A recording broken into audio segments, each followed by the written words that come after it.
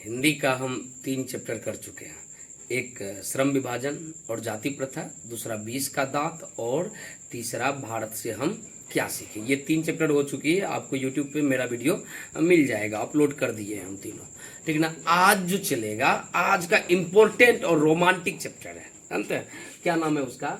नाखून क्यों बढ़ते हैं। बड़ी आश्चर्य की बात है, नाखून क्यों बढ़ते हैं, बताइए तो। अब नाखून क्यों बढ़ते हैं, ये क्वेश्चन पूछता है कि नाखून क्यों बढ़ते हैं, गद्य की कौन सी विधा है। तो आप कहिएगा ललित निबंध। अब देखिए कि नाखून क्यों बढ़ते हैं, तो नाखून में वैसे ललका लगाते हैं, ललका अलता लगाते हैं ना, तो आप कहना कि ललका लगाते हैं, दिमाग में ट्रिक से याद रखना, नाखून में ललका अलता लगाते हैं, तो यानी ललित निबंध हो गया, ठीक है ना।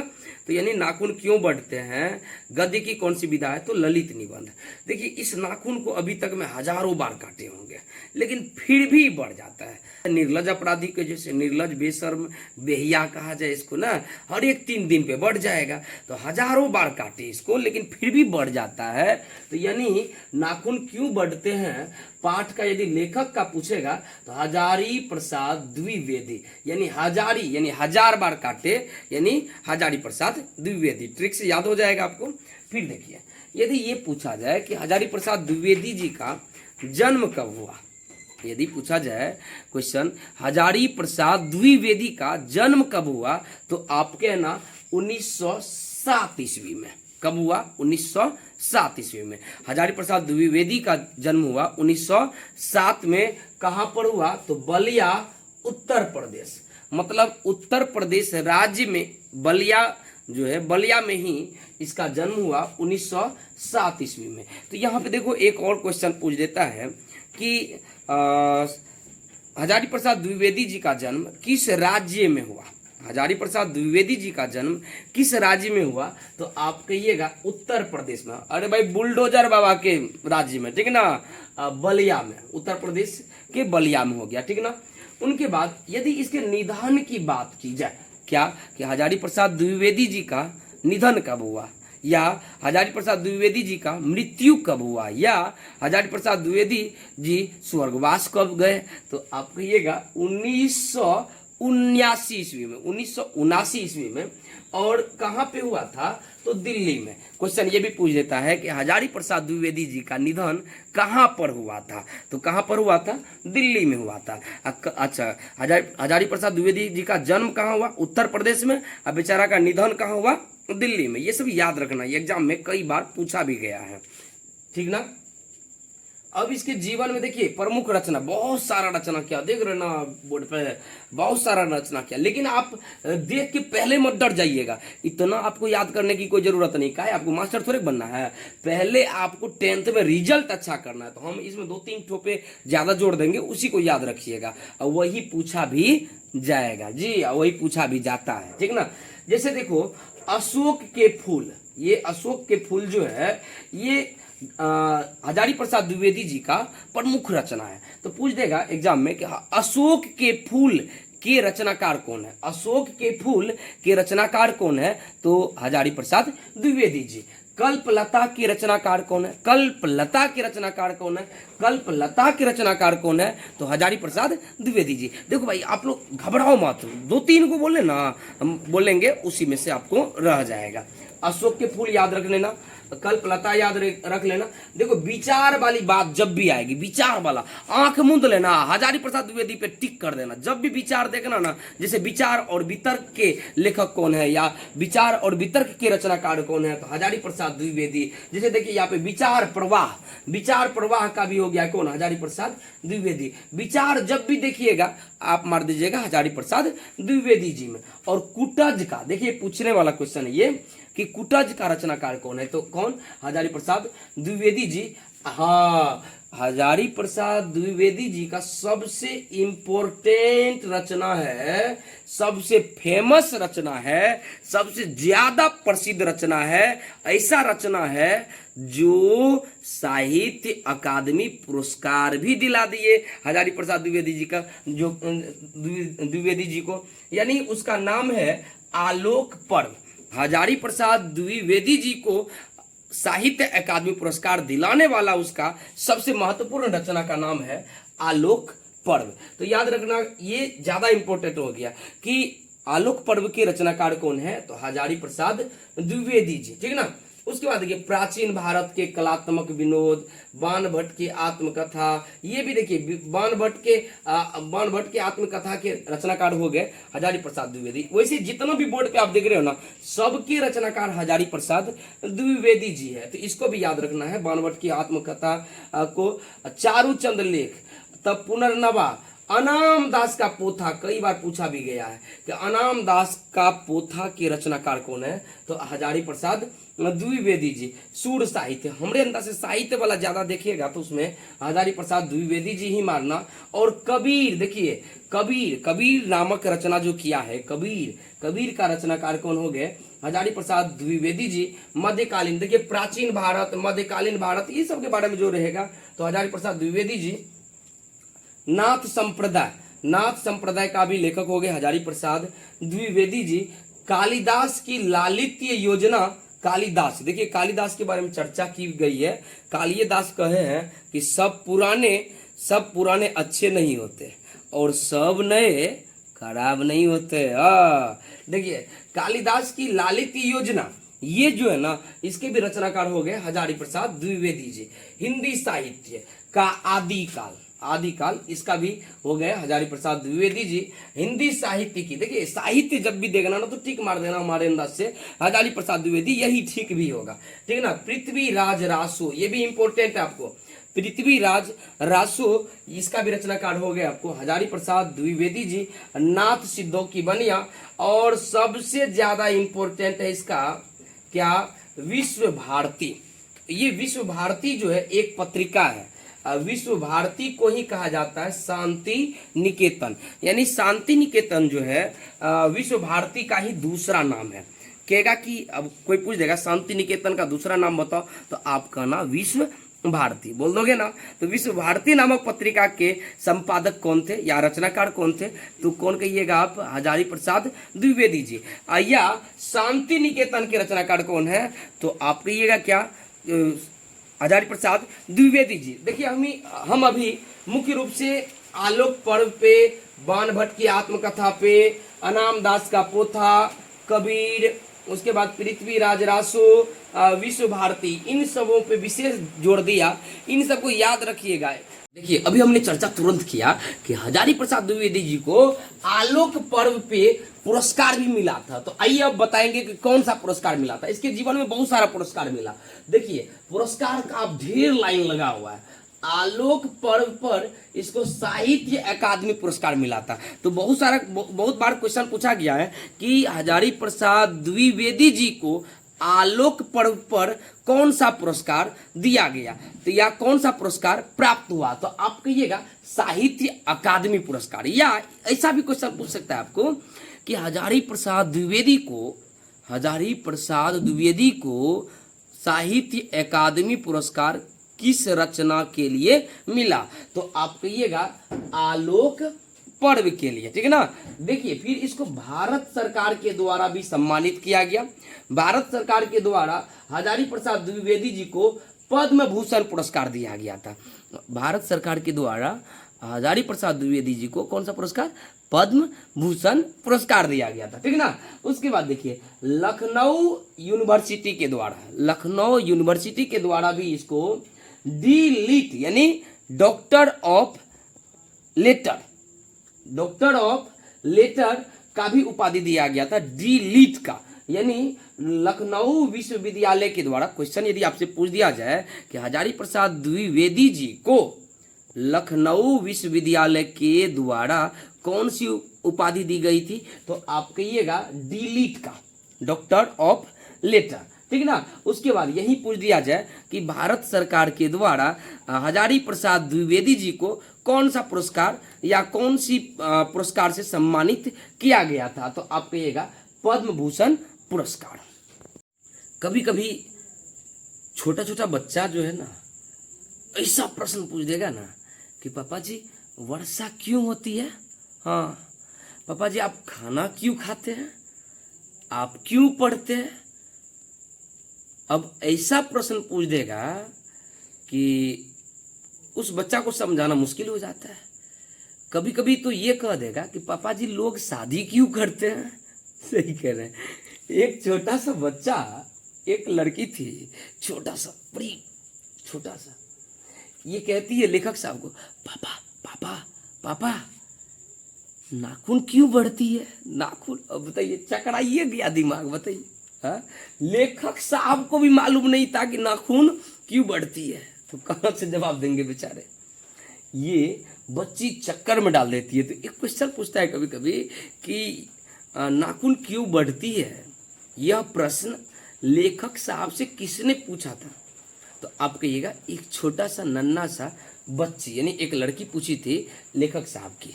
लेखक साहब की लड़की पूछी थी कि नाखून क्यों बढ़ती है। कंफ्यूजन दूर, बच्चा बच के रहिएगा, बच्चा फंसा देती है, कभी भी देता है। हाँ, ऐसा क्वेश्चन पूछा, बताइए तो पूछती है कि ब्याह काहे करते हैं, तो अब क्या बताइएगा उसको, है ना, दिक्कत है। उसके बाद देखिए, नाखून पाशविक वृत्ति है। नाखून जो है ये पाशविक वृत्ति है। मतलब देखिए, पहले के लोग क्या करते थे कि जंगली होता था, पहले के लोग जंगली होता था, अपनी सुरक्षा के लिए वो नाखून को बड़ा करता था, नाखून को जम के संवारता था, पूरा बड़ा बड़ा करता था, और उसका आकार भिन्न भिन्न कैटेगरी का बनाता था। जैसे देखिए, आकार कभी त्रिकोण बनाता था वो नाखून का, तो कभी वर्तुलाकार बनाता था ऐसे करके घुमा करके, कभी चंद्राकार बना देता था, तो कभी दंतुल दांत के जैसे बना देता था। नोचर पोछर के लिए बढ़िया होता था, अपनी सुरक्षा के लिए।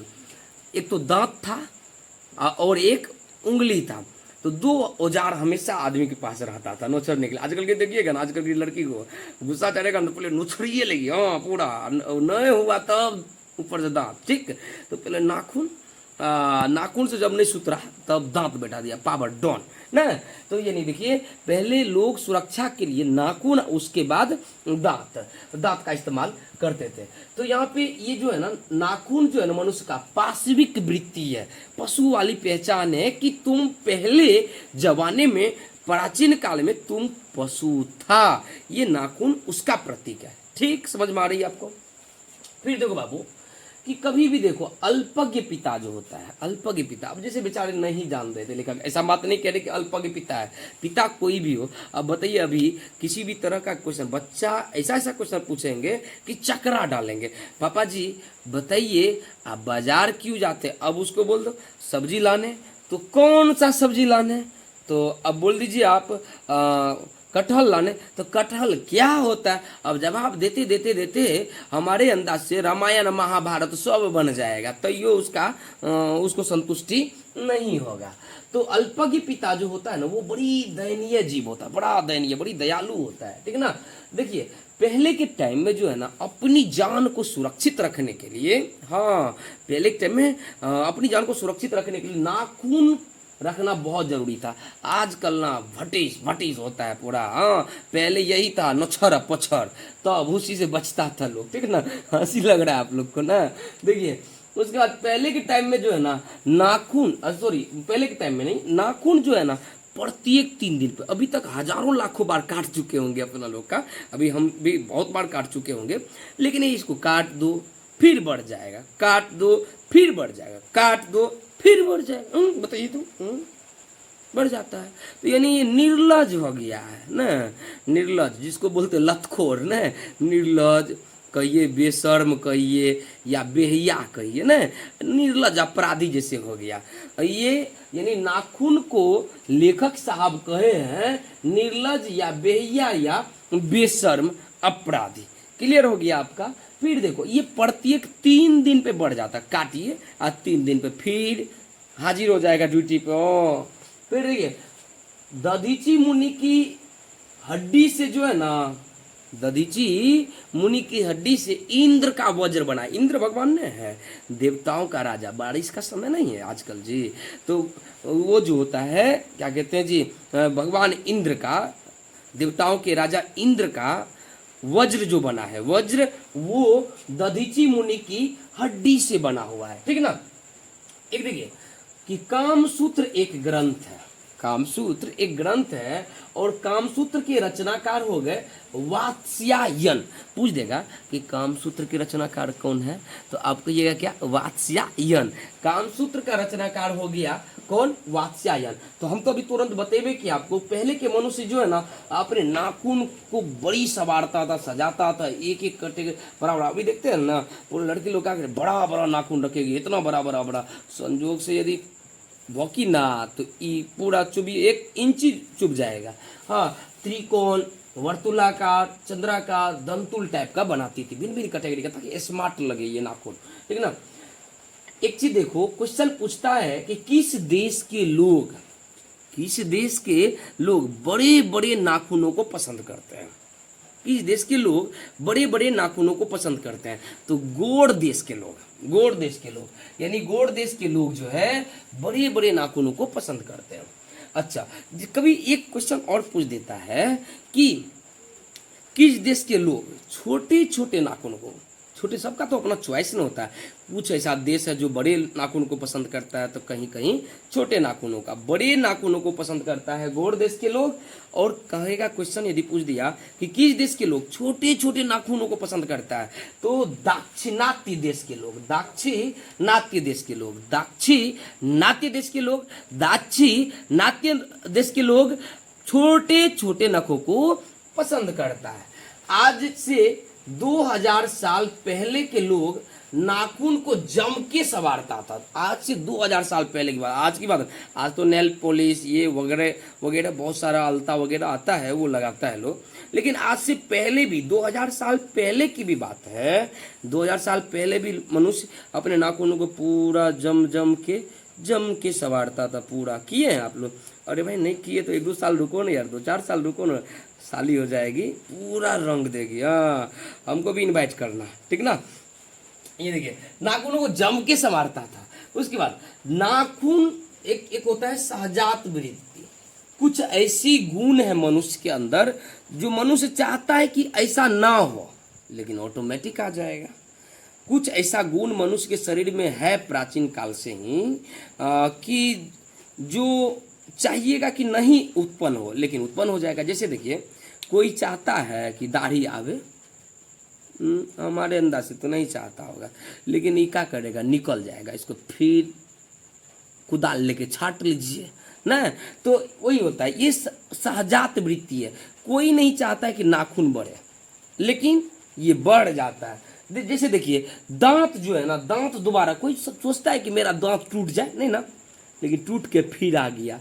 ये क्या है, सहजात वृत्ति है। जैसे केस बढ़ना, केस को काट लीजिए, पूरा टकला हो जाइए, अब फिर देखिए 2-4-10 दिन के बाद जो है ना पोनकी देना शुरू कर देगा ना। तो यानी नाखून का बढ़ना 3 दिन पे बढ़ जाता है। नाखून का बढ़ना, केस का बढ़ना, दांत का दोबारा उठना, दांत टूटता है फिर उठता है ना। तो ये हो गया पलक का गिरना। अभी कभी कभी देखते, आप सोचिएगा, कभी बात किए हैं किसी से, अब मान लो कोई विपरीत लिंग है आपके सामने, अब उससे बात करे, अब पलक पूरा झुक गया, अब चाह नहीं रहे कि पलक झुके, लेकिन झुक गया। अब देखिए ऑटोमेटिक हो जाता है, ये सहजात वृत्ति है, नहीं चाहकर भी हो जाता है। आप नहीं चाहोगे फिर भी हो ही जाएगा। तो यानी पहला सहजात वृत्ति हो गया आपको नाखून, दूसरा सहजात वृत्ति हो गया केस का बढ़ना, तीसरा हो गया दांत का दोबारा उठना, और चौथा सहजात वृत्ति हो गया पलकों का गिरना। ऑटोमेटिक गिर जाता है पलक। और देखिए, अनजान स्मृति को ही कहा जाता है सहजात वृत्ति, मतलब कि जिसके बारे में आप नहीं जानते कि ऐसा होने वाला है, लेकिन हो जाएगा, वैसा गुण आपके शरीर में मौजूद है। देखिए, 15 अगस्त को इंडिपेंडेंस पत्र की घोषणा हुई थी। याद रखना, 15 अगस्त बुनिया वाला दिन याद है ना जी। हाँ, बुनिया खाने से जाते चपाचप ना, उस दिन जो है ना इंडिपेंडेंस नामक पत्रिका का संपादन हुआ था। देखिए, आजादी के लिए जिस भी शब्द का प्रयोग किया गया उसमें स्वयं का बोध जरूर है, स्व का बंधन जरूर है, स्व का बंधन जरूर है। जैसे देखिए, स्वतंत्रता, इसमें देखिए स्व है, स्व मतलब अपना, खुद से स्वतंत्र रहिएगा, नहीं तो दुनिया स्वतंत्र रहने देगी थोड़े। स्वराज्य मतलब अपना राज्य, स्वाधीनता, स्व अधीन मतलब अपने अधीन। तो देखिए, आजादी कि समय देश की स्वतंत्रता के लिए, देश की आज़ादी के लिए जिन जिन शब्दों का प्रयोग किया गया उसमें स्व जरूर है, उसमें स्व का बंधन जरूर है। देखिए स्वतंत्रता, स्वराज्य, स्वाधीनता, ठीक है ना, आ रही समझ में ना। उनके बाद देखिए बंदरिया जो है ना, बंदरिया ये कभी भी मनुष्य का आदर्श नहीं बन सकती है। हाँ, बंदरिया मनुष्य का आदर्श कभी भी बन नहीं सकती है। और जानते हैं कालिदास कितना बढ़िया बात बोले हैं, आइए ना सुनाते हैं। कालिदास बोले हैं सब पुराने अच्छे नहीं होते, जितना पुरानिका है। जैसे देखिए पुरानिका जो है, अब जैसे कहिएगा मामा, नाना, फूफा, जैसे बहुत सारा पुराना रिश्ता जो है, ये कोई ज़रूरी नहीं है कि पुराना रिश्ता जो है सब आपके लिए अच्छे सोचते होंगे या आपके लिए अच्छे ही होंगे, ऐसा कालिदास कह रहे हैं। सब नए खराब नहीं होते। अब जैसे कोई नया रिश्ता बनता है, जैसे आपका ब्याह होगा कि होने वाला है कि हो भी गया होगा, बता दीजिएगा हमको उस कमेंट में। जिससे नया रिश्ता जो बना, तो अब लोग कहते हैं नहीं रे नया लोग है, कैसा होगा, नहीं होगा, बाप रे खराबे होगा। तब तो देखिए ऐसा नहीं होता है, सब नए खराब भी नहीं होता है, ऐसा सब नए खराब नहीं होता, अच्छा भी होता है, ठीक ना। ऐसा कौन कहा? कालिदास जी। कालिदास कहे सब पुराने अच्छे नहीं होते और सब नए खराब नहीं होते।